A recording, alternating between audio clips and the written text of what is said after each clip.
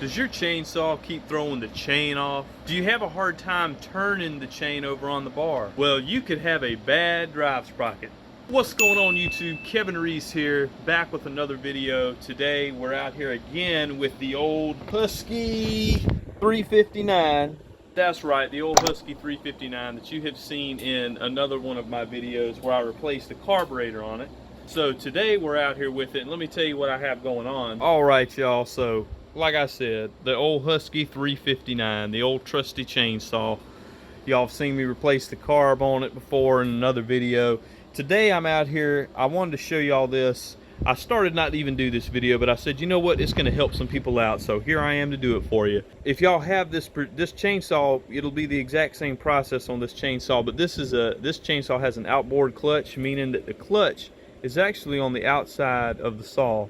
So if you look right here, you can see I've already removed this, and I'll show you how to do that in a second. But what I wanted to show y'all, and you don't have to take all this off, if you just pull the bar off and the chain, you could see what I'm looking at here. That is a worn out sprocket. If you look in here, you can see all these teeth, how they're so chewed up, and we'll look at it a little bit closer when I get it off. But this is just so y'all can look at it if you haven't gotten this far yet. So I want you to compare this to that. Look at the difference in this versus that. That one is completely wore out. What I was having, my problem was every time I would be, you know, I would cut a little bit, I could never get the chain tight. The chain would always get loose. I could never get it. It would be too tight or too loose, and it kept throwing it off the bar. So that was a telltale sign that my little drive sprocket's bad. So I'm gonna go ahead, pull this off, and here, let's take a look at it. And you can see here, guys, this thing is just completely shot. I mean, it is chewed up and wore out. And that's a PowerMate 38-7 there. New on the right, old on the left. I took all this stuff apart just to show y'all real quick. So this is what you're dealing with, and I'm gonna put it back together and show y'all, so you can kind of get an idea of how to take it apart. If you can see it kind of apart already and put back together, that's always my thought. So first thing that goes back on here is your little needle bearing. Now your clutch sits in here. And if you can see right there where it says off and it has an arrow, so there's different ways to take this out, y'all. Some people, you can take there's a tool that you use to stop the cylinder, or some people will take a rope and just put a rope down in there, and the rope will kind of stuff a rope down in take the spark plug out, stuff a rope in, and it'll kind of lock it up from turning. But I didn't even have to do that with this. I used this old hammer and a little flathead screwdriver and was able to knock it off. You can see in the direction it says off, that's actually clockwise. So these are reverse threads on this. So you can see here, to actually put this on and tighten it, you're going to turn it counterclockwise. So as you can see there. So to loosen it, you actually turn it clockwise to loosen. So reverse threads, or monkey threads, some people call them. So pay attention to that. But the way this goes back on, like I said, needle bearing, go ahead and drop your clutch in. So when you flip this over, you see you take your new one, and I put it on with the letters facing out, and you just line it up here with the gears. Sometimes it's kind of tricky to get it aligned. So there you go, just like that.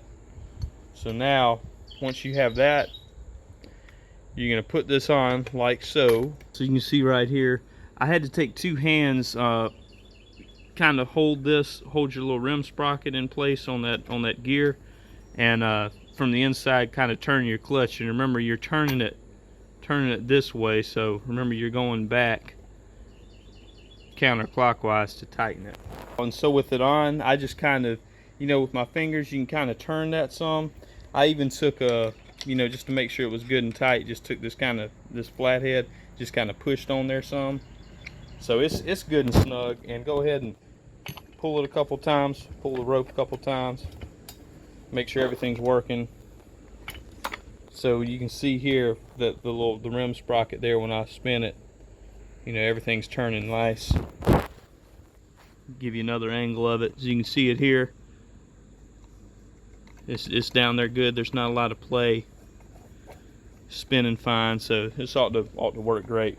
And I also picked up a new bar. My other bar was wore completely out. The teeth on the end of it were missing. It was so worn down. So Farm Tough Husqvarna as some people call it. So anyway, so like I was saying, if you see here how I put it back together, you can understand easily how to take that apart. You can see, like I said, and I'll show you all again, off in that direction. You can see right here with the arrow pointing this way.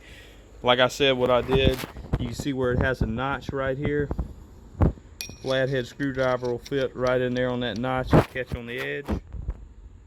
So you can see there.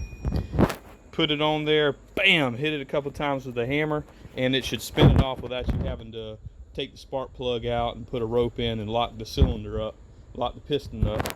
So it should work fine like that. Now I hit it a couple times and got it to come off, so no problems there.